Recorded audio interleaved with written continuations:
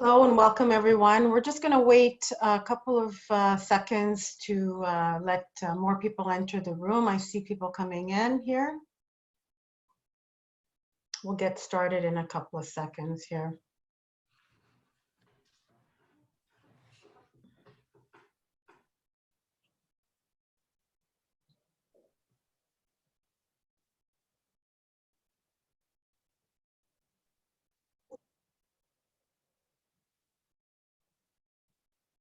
Okay, so we'll get started. So good afternoon, everyone, and welcome to our webinar on enterprise resource planning. My name is Lucy, and I'll be the moderator for this webinar. Before we get started, I'll go over a few housekeeping items. We will have a question period at the end of the session, so we ask that you keep your questions to the end. And we'll, when you do ask your questions, we'll ask you to type into the Q&A box located at the bottom of your screen. I just also want to remind everyone that this session is being recorded and that we will post the recording of this session on our website in the next few days. And now I'll introduce our speaker. Today, we're very fortunate to have with us Rachel Bachmann to speak to us about this very important topic. Rachel is a certified business analysis professional, and she obtained her course, her business analysis course at the School of Continuing Studies, so we're very proud about that. She's an IT strategist, software selection expert, and an instructor at McGill School of Continuing Studies. So she's been both a student and an instructor at the school, and so now I'll, without further ado, pass the microphone to Rachel. Thanks, Lucy. So a little bit more about me. I've trained, I have a background in industrial engineering. So I actually got into technology and applications back in university when my fun was to try and break the software that our profs were trying to teach us. And I guess I just haven't looked back. Today I have my own consulting firm specialized in software selection, IT strategy, and business analysis. And on this subject, I've led about a dozen software selections for clients over the last few years, most of them for enterprise resource planning software. As Lucy mentioned, I'm an instructor at McGill, so I teach customer journey mapping, which I'll talk a little bit more about at the end.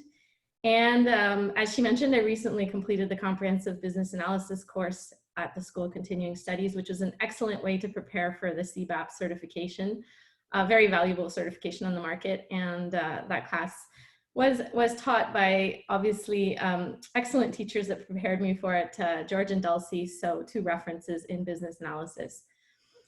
So we'll start today by talking a little bit about the benefits of a modern ERP and if now is a good time to make the change. And then we'll go into some tips on how to get started. So ERP, sorry, hang on. ERP or enterprise resource planning is typically used to describe a suite of integrated software applications that cover most of your core business processes, from financing to purchasing to production to sales. So just to start, we're going to actually use a poll to find out what ERP are you currently using. So there'll be a poll that'll pop up in your Zoom that you can answer. If the ERP you're currently using isn't there, feel free to use the chat to mention what you're using, and or tell us if you don't have an ERP currently. Your ERP might be Excel. So just let us know what you're using currently, and we'll give it about a minute to answer.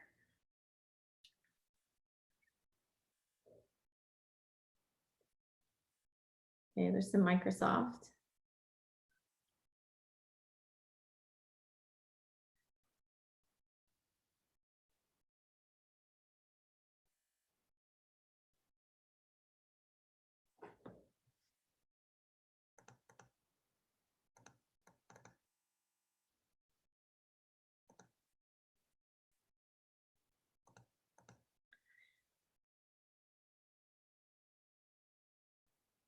Okay, I see a lot of,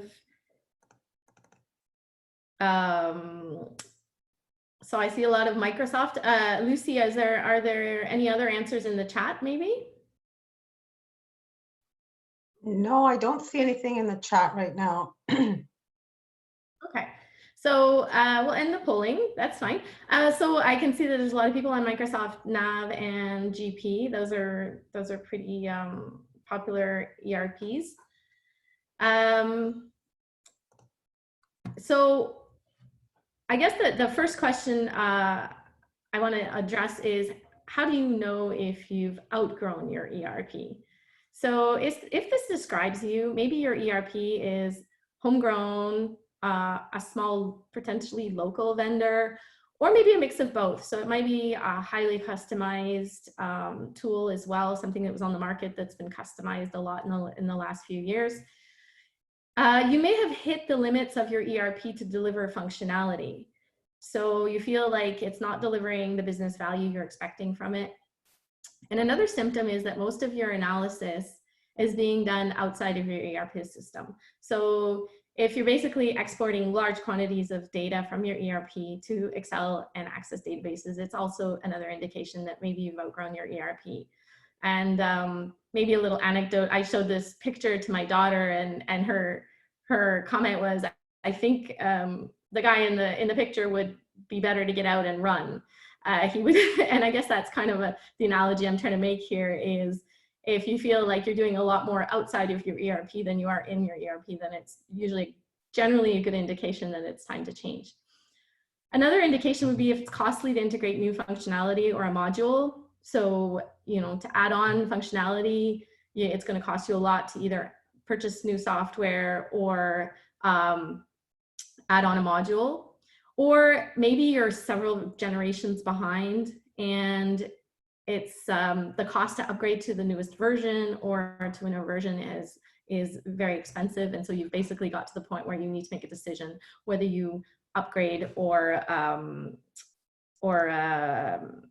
you know, basically change your software or stay on the same version and upgrade. But either way, you have a huge investment in front of you.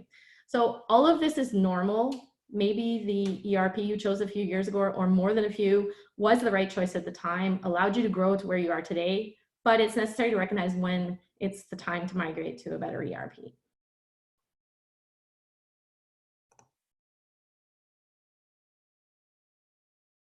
Okay.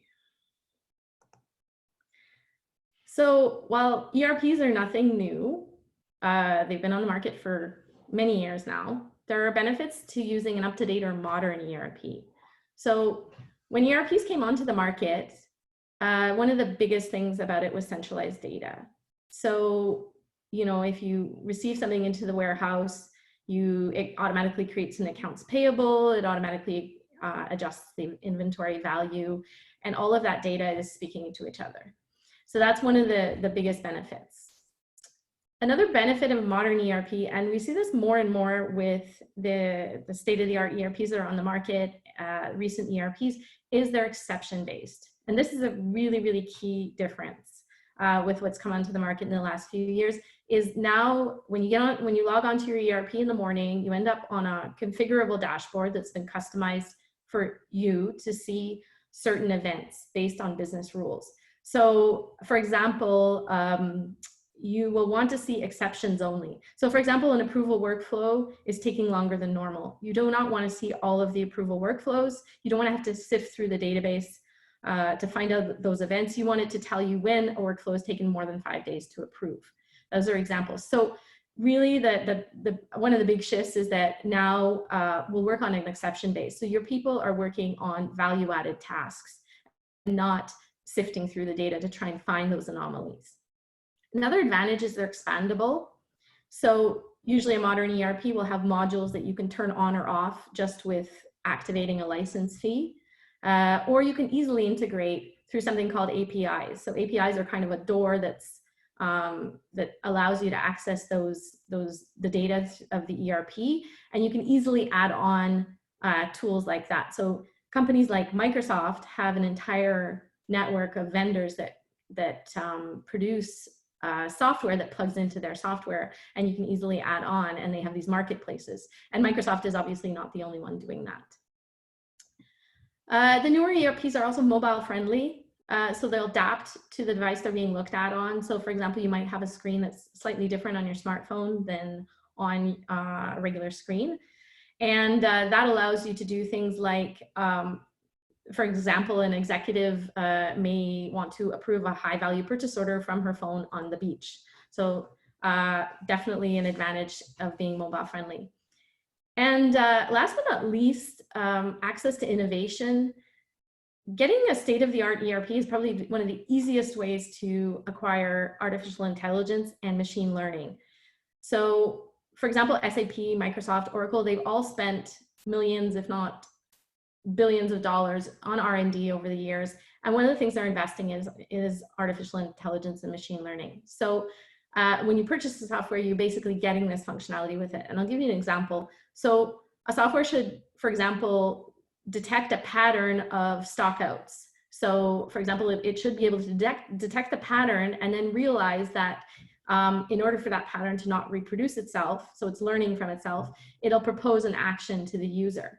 So it'll say this pattern usually will end up with a stockout. I'm going to propose that the user takes action earlier on. So that's machine learning. And then if that worked, the machine will learn from itself. And so machine learning is embedded now in a lot of the software, and it's one of the easiest ways to access that. If you probably don't have a budget for machine learning in your company, but it's one of the easiest ways to access it.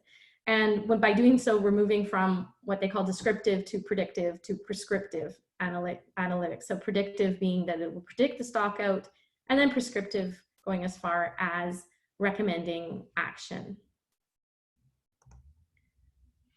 So why now? Basically, COVID-19 has put all transformation projects on hold. In the short term, we saw most clients who saw them. Sorry, Rachel, there's something with your audio. Did something happen, or we can barely hear you? No. Can you hear me? Is it better? Yeah, this is okay now. Yeah. Okay, let me know if it gets worse, Lucy, because I can put my headset on. No, it's perfect now. It's good. Okay. So why now? As I was saying, COVID-19 put many transformation projects on hold at many companies to work on short-term issues such as security, VPN, moving the workforce remote, and rightly so. Companies needed to focus on what was important short-term. Now that some of the panic is subsiding and we're returning to kind of what people are calling the new normal, we do see a lot of transformation projects are starting to basically be initiated once again. So a couple of things that have changed maybe with the COVID-19 pandemic. One thing we noticed is demos or demonstrations are actually getting easier to organize. It used to be that to get a demonstration organized, your vendors flew in, potentially people flew in from, or came in from other offices, and logistics was usually something that made it that it was quite difficult to organize to get everyone available at the same time. So we've noticed that with everyone working remote, demonstrations are actually getting much easier to organize. And demonstrations can be used for two things. One, obviously, to choose your vendor, but you may also want to use them right at the beginning of your project to define your requirements. So here, we don't suggest you go out and see like 10 vendors, but maybe pick one or two to demo, what we call a vanilla demo. So they would come in and show you their software out of the box, and it allows you to somewhat define what you're looking for.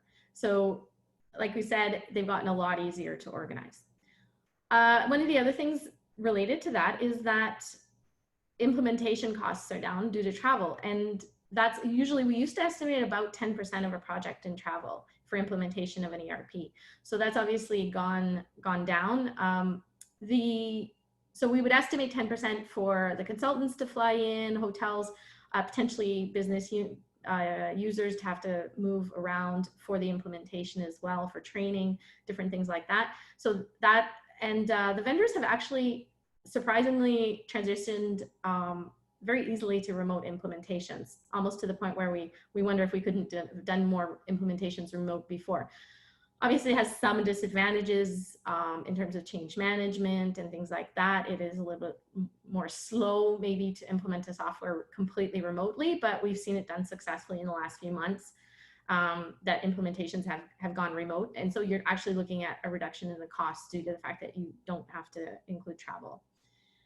Mobility is going to be even more important. We talked about mobility already a little bit, but you know, being able to access your software from anywhere, it's really important that your ERP has a mobile interface and that you can access from a smartphone, from a tablet, all of those things.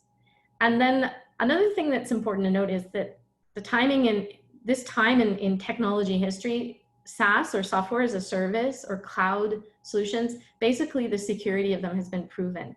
The Department of Defense is using the cloud. So, you know, there are many, there were a lot of questions in the past, but basically the security of cloud solutions has been proven, and even to the point where sometimes the security is higher in a cloud solution because of the money that they're investing in security and these big companies. And so it's like no longer a question of is SaaS or cloud-based solutions, are they secure? And so that being said, though, of course, you have to pay attention to which solutions, because obviously the larger companies, this is true.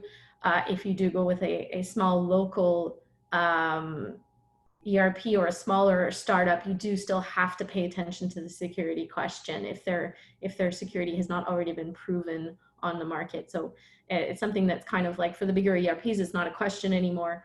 Smaller ERPs, still something to consider. So we're going to move on to another poll. What is making you most hesitate to implement a new ERP system? And you've got 6 choices. We'll give it a minute. If you're choosing other, you might want to put in the chat what other items you have there.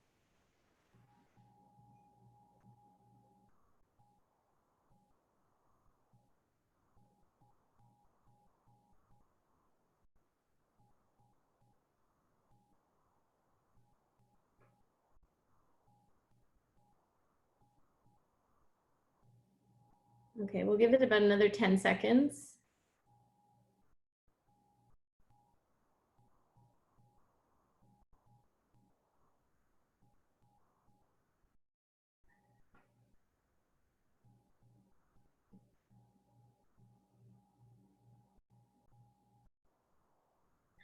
Okay, so I see that 44% are saying budget, which is again not surprising considering the resources are being spread, technology resources are being spread currently to a lot of different things with, you know, our workforces working remote, security, VPN. These are all things that are taking IT investments.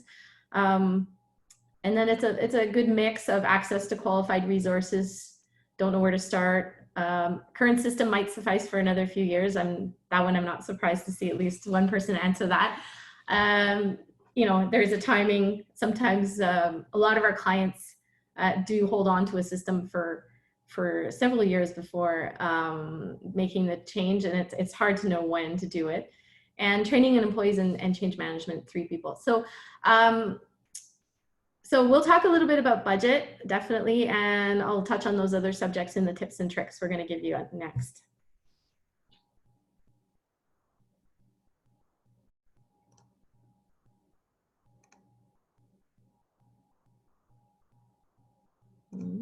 Okay, so now that we've established why it's a good time to change if you've outgrown your ERP, bien sûr, we're going to start with some tips on how to get started, and we'll follow up with some tips on how to analyze the responses from vendors.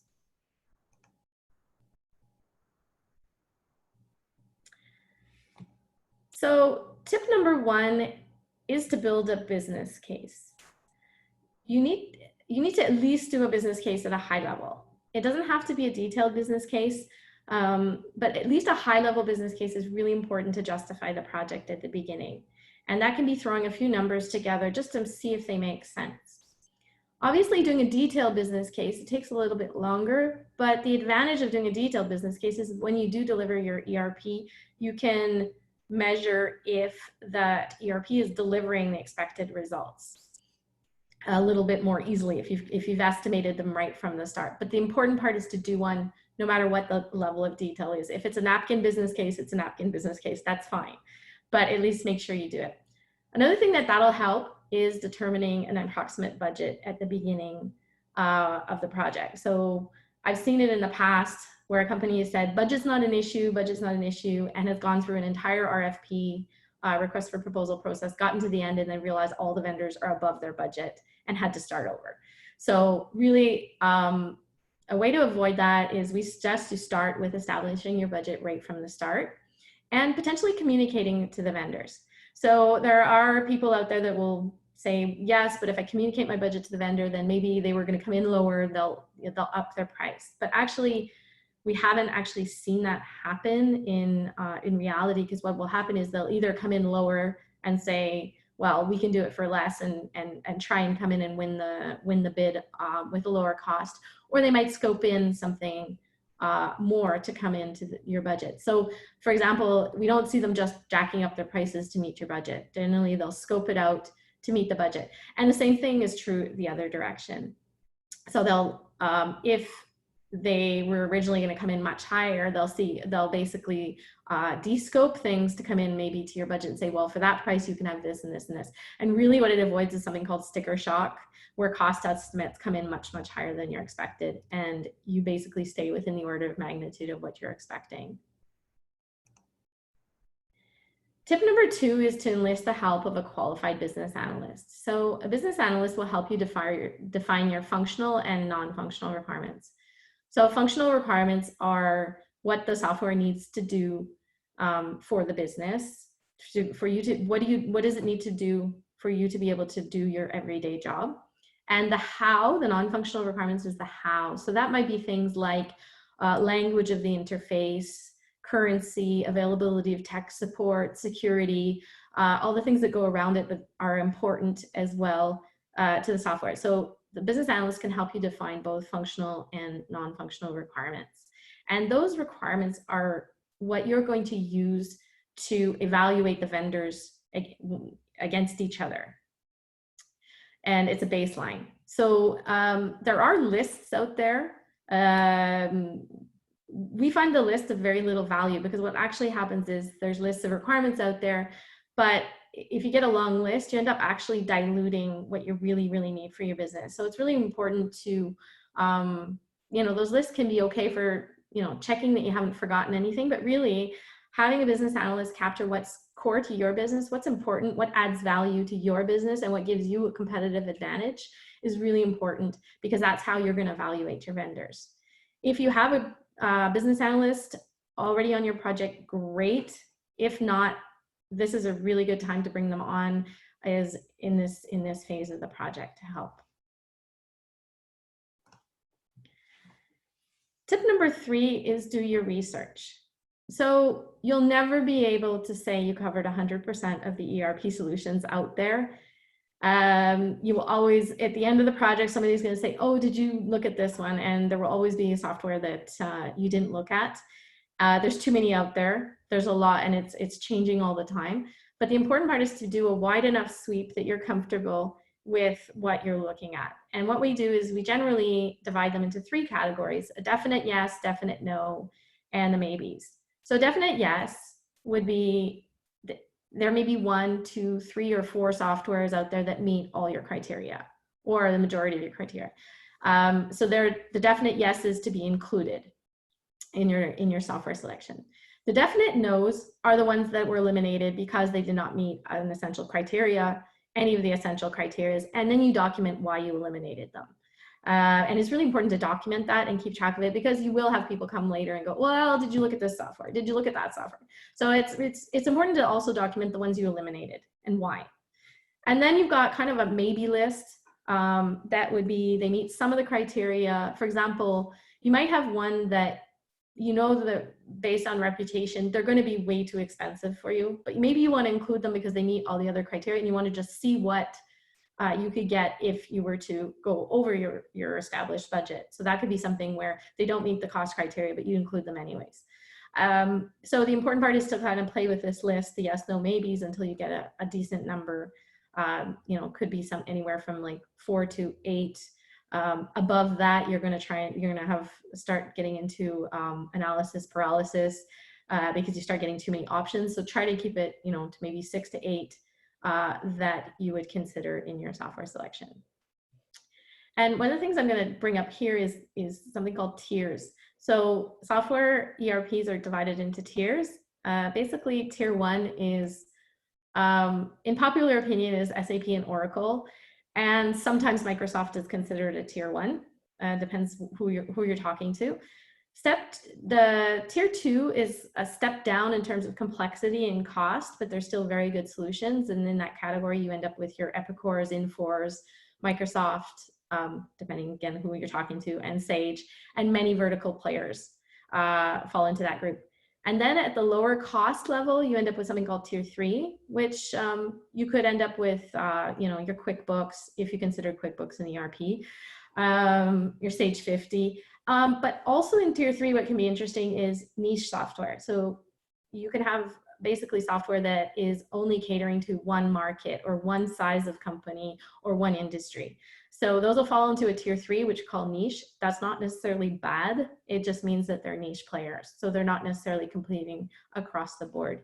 So you'd have your tiers as well to consider. And of course, there's lots of other criteria, target customer size, all these things can be taken into account when you're doing your initial research and coming up with that list.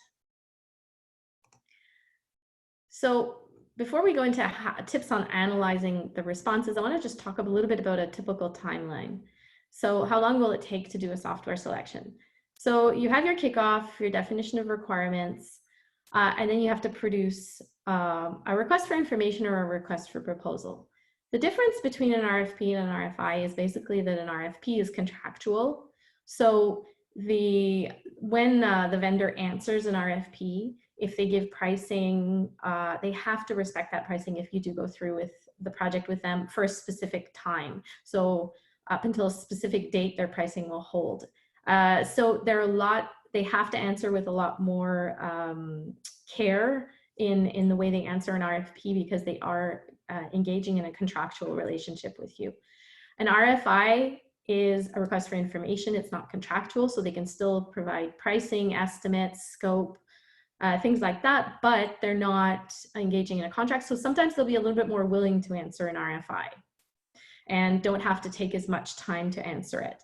So there's advantages and disadvantages to both. You might get more people answering an RFI, but again, it's up to you. There are advantages and disadvantages to both. Then you send out your document, RFI or RFP. You have a delay for the vendors to answer.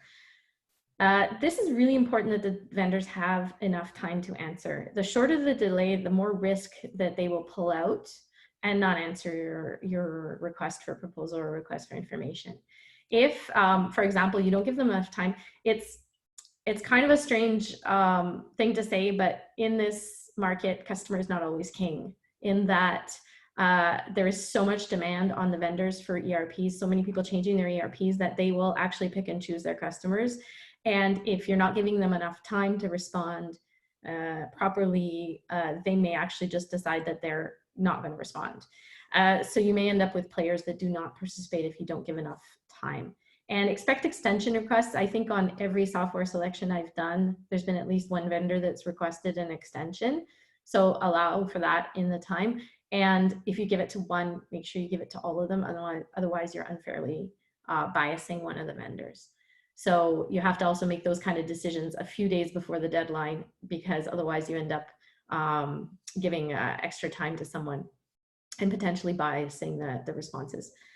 After you analyze the responses, shortlist the vendors. Hopefully you only have about 2, maybe 3 that come out on top, and then you have to give them time to prepare the demonstrations. Same rule kind of applies. The more time you give them, the better quality demonstrations you get, because they'll customize them to your business. and give you a customized demonstration. If you give them less time, you'll get more of a vanilla demonstration. And the whole thing should take about 12 to 16 weeks, but again, the more time you allow, the better quality the response is.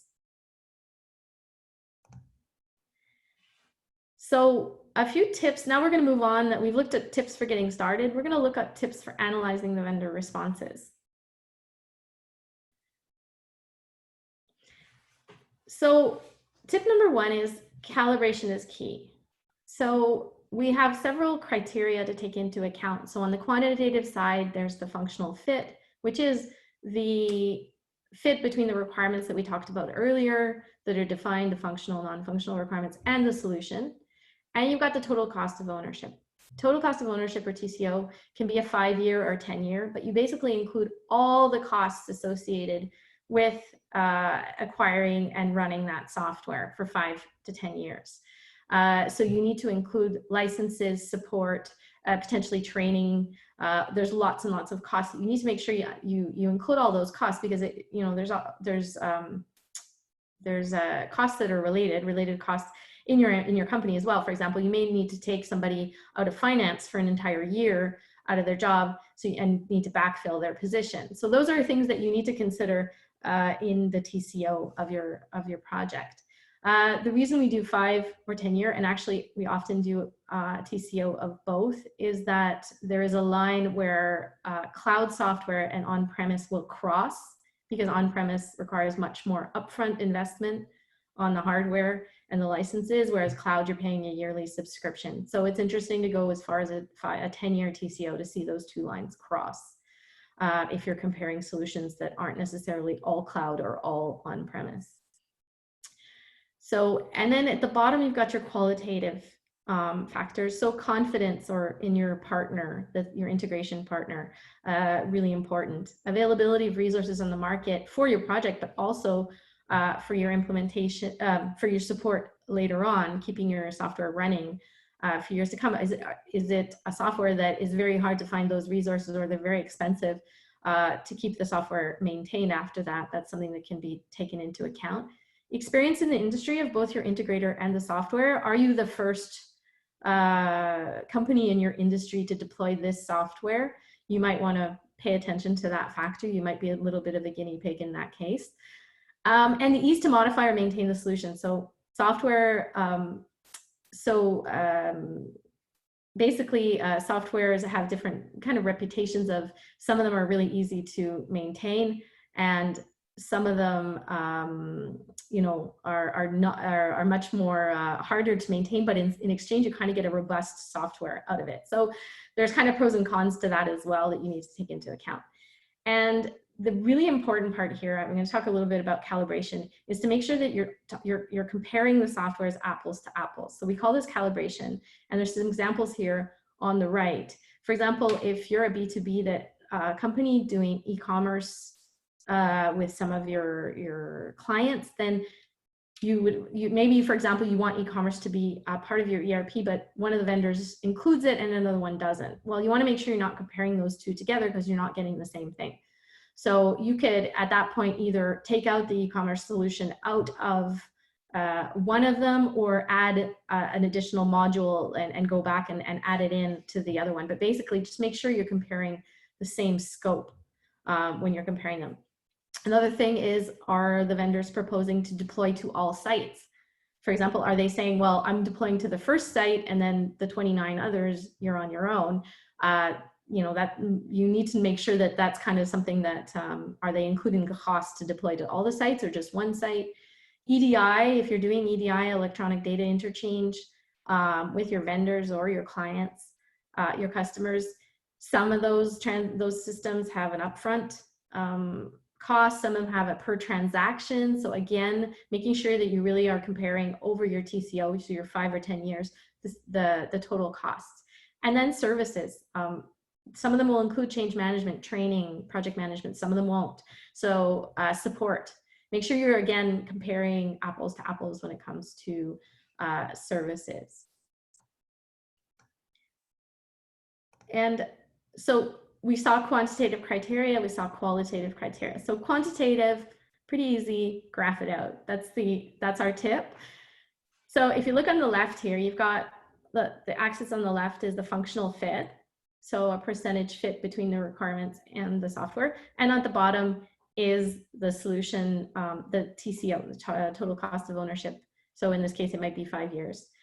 You have, generally your solutions are going to fall on a line going from lower on the left to higher on the right. And this is because ERPs, like everything else, well, like most things, the more you get, the more you pay, the more you get. So generally, you're going to see that as you increase your investment, you're going to get a higher fit. Now, why we do this though is to see the outliers. Basically, anybody above the line will be a better deal. Anybody below the line will be a worse deal. So here, for example, I've got 2 solutions at 89% and another one at 91%. That's significantly less in terms of cost, TCO. So therefore, like your one that's at 91% for a TCO of 2 million less is obviously a better deal. So you can use this graph to basically shortlist and say who you want to invite into the demonstrations. There's obviously the qualitative criteria, which we'll talk about next, which comes and influences it, but this is a very key graph to making a decision of who will go forward. One of the things we do is we redo the graph after demonstrations with the users having done their scoring. So here we've got 5 solutions. Now, normally you would not demo 5 solutions, so maybe you just have 1 or 2, but it's really important to redo your fit versus TCO based on what the users are actually scoring. And they're usually scoring it because the vendor will say, yes, I do it, so you'll get 100%. But then the user will say, well, it's not exactly how I want it to work, or the user interface is difficult, or things like that. So the users will actually, the scores will usually drop, but you should still see about the same tendency from lower on the left to higher on the right. And one hint for demonstrations, do the consensus after each section. So for example, don't let people go home and ask them the next day what they thought about this functionality for this vendor, because we've seen it in the past. People will go home and you come back the next day, you ask them, and then they start getting the demonstrations mixed up in their heads. Oh, was that vendor? Was that? So really, to get a really good, clear indication of the scores, you do it. You can even stop your demo throughout the day and say, okay, we're going to score this right now. And that's been something that we found has helped a lot. And then in terms of qualitative criteria, this is our last tip on analyzing responses, but some criteria is really hard to analyze from a quantitative perspective. So what we suggest is you take that criteria and you give it a ranking. So it doesn't necessarily have to be a 1, 2, 3. It can be a 1, 2, 2. You have someone that stands out, or a 1, 3, 3. Basically, the idea is that you want to say for certain things, you've got somebody that stands out either positively or negatively. And then by using a color code like green, yellow, red, you can see in this case, for example, your vendor solution 2 stands out in terms of qualitative rankings. So there's a lot more green. It's maybe the solution that stands out in terms of qualitative. However, then of course, this is something you add to what you've done in terms of quantitative criteria, and those 2 pieces of information together will help you in your decisions. So we're just going to launch the last poll before we finish. We want to know, has anyone in your organization ever purchased software without consulting IT? So we'll give you about a minute to answer.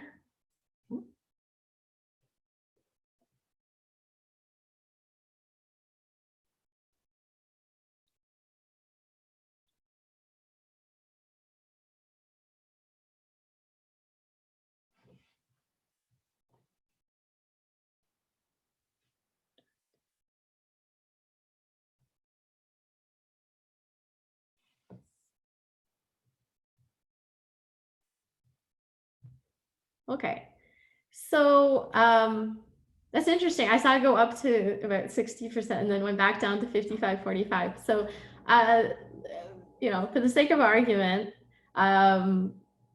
I think we can say it's about 50-50, which is actually lower than I was expecting. I thought we would definitely get in the 75-25 for the yes. Okay. So one of the trends that we've seen in recent years, which 55% of you confirmed, is that with the arrival of SaaS, software as a service, software and cloud software, is something we call shadow IT, or the ability of business units to purchase software without involving IT. So I've got a quote here on the screen: "Finding and installing applications is easy. Achieving real business value out of them is tougher and requires the involvement of IT." That was said by Carrie Mann, a partner and national ERP technology lead at MNP. And the thing is that purchasing software has become super easy, and a lot of the vendors will tell you you don't even need to involve IT. It's hosted on the cloud. You don't need them. It's all good and all that. But generally, what's happening is we're finding that those softwares do not deliver value usually until they're integrated into the ecosystem of your other software. So for example, they may need a piece of data from another system, and then suddenly you find yourself with costly integrations, and especially if the software that was chosen doesn't quite fit into the architecture of what you've already got, then maybe those integrations are even going to be even more expensive. Some other issues we found is security, and perennity of the vendor as well. Is that vendor going to be around for a few years? So just avoiding the urge to go in and get something that looks great. It's really important to involve IT right from the beginning of the project to make sure that that software will integrate into your ecosystem and your current architecture. So if you want more information, we have an ebook on our website. You're welcome to go and download it. Lucy will put the information on how to get to the website and in the chat. And we just launched the ebook in French today. So if you're interested in reading it in French, it's now available in French. And that's so there's 10 tips and tricks available. That's a free ebook available on our website. And coming up on November 3rd, I want to talk a little bit about customer journey mapping workshop. It's a one-day workshop. I'm the instructor. And what we do in the workshop is we take a traditional marketing tool called customer journey maps and use them actually, I put a bit of a tech spin on them, and we use them to prioritize investments in your people process technology. So we take we help you we show you how to produce a customer journey map, but also how to use it as a tool to prioritize your investments so that your investments in your company are aligning with what your customers are expecting and that target customer experience. So again, I'll put into the chat the link to register for that course. It's a one-day workshop held on November 3rd. And we are now moving on to questions, so Q&A. Thank you, Rachel. We do already have a question in here from Vincenzo, who says hello to you. And he's asking that there are free ERPs that a business can use as an information management system like Dollybar. What is your response to using such systems? Okay. I haven't heard of Dollybar. I know that Odoo is a software that's based on open source. So I'm guessing Dollybar might be an open source ERP. But that's not a bad thing. What happens with if it is an open source ERP, you do need to have often people on your staff that are maybe a bit more technical to be able to support those ERPs. So you might end up, it might end up being something where you spend a bit more money on customizing it, making sure, I think, ERPs are like anything. If it's free, you got to wonder why, but you might end up just spending more money on your tech, your tech team to support something like that. But I think why not? If it'll look a lot more like a customized ERP probably in that case. Okay, thank you. Just a reminder to everyone, just feel free to put your questions in the chat box or in the Q&A, and we'll get to it. In the meantime, I have a question for you, Rachel. Thank you for this talk. It was very interesting. And something that I would be interested in knowing is, what is the cost that's most often forgotten when calculating the total cost of ownership of an ERP implementation?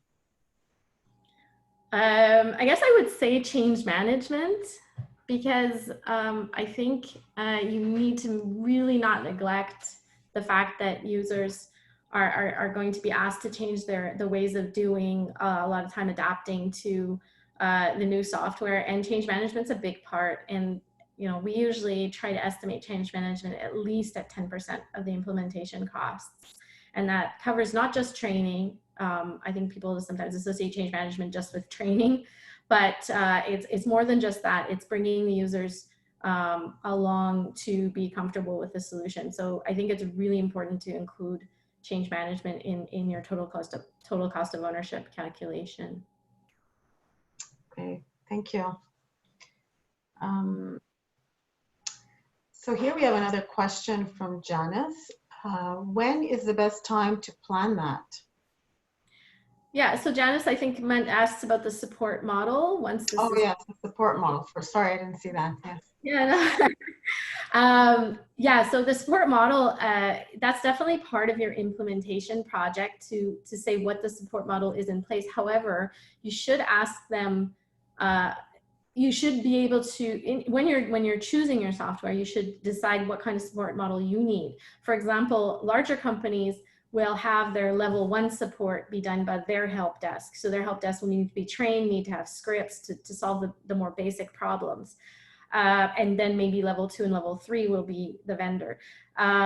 However, some smaller companies may say, I don't have a help desk, I need 24/7 support. So asking the vendor if they even have 24/7 support, because they may not. What are the business hours of their support?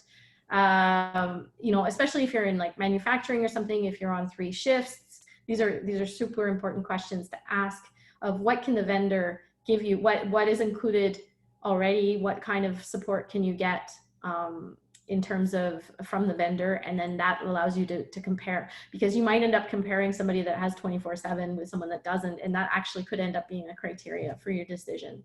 So it's really important to ask the question, but I would say the planning of it is done more in the implementation phase. We have a question here also. Do we need to map our business processes before we go to ERP route? To ERP? To go to the ERP route. So that's a really good question. You don't necessarily have to have your business processes mapped.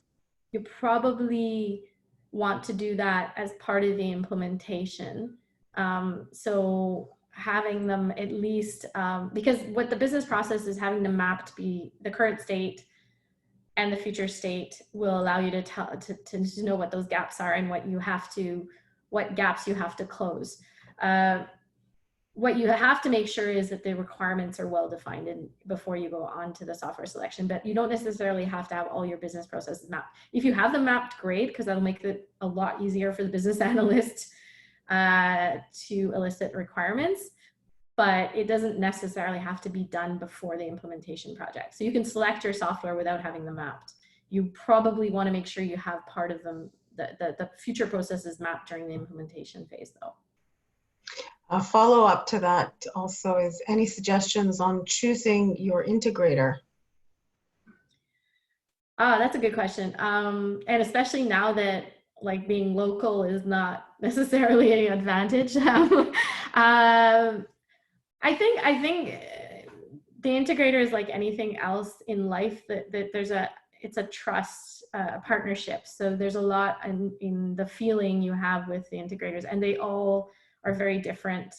So there's probably going to be one that's going to fit more with your company culture. So I would say look at that, and that's going to be something that's very qualitative, very hard to measure. But look at which ones fit with your company culture. Who do you get along with most? After that is definitely ask them for references, because another thing is experience in your industry.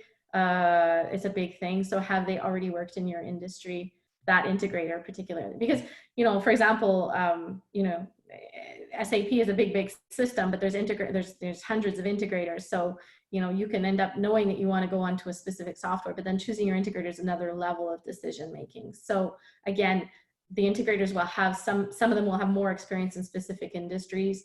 So I'd say those are probably your two main criteria, like experience in the industry. So check their references, ask to have visits even, or calls with their references. And then second, like I think the fit with your company culture. Thank you. Do you have any? I don't see any more questions, so feel free, anyone. We're still taking questions, but I don't see anything coming in right now. Okay. So I guess we will say that just I'll give it a couple of seconds here in case somebody's Typing. Yeah. But, no, I don't see anything. So then with that, I'll just say thank you very much, Rachel, for this webinar. And thank you everyone for joining us today. And we hope to see you back at McGill soon. Have a great afternoon, everyone. Thank you so much.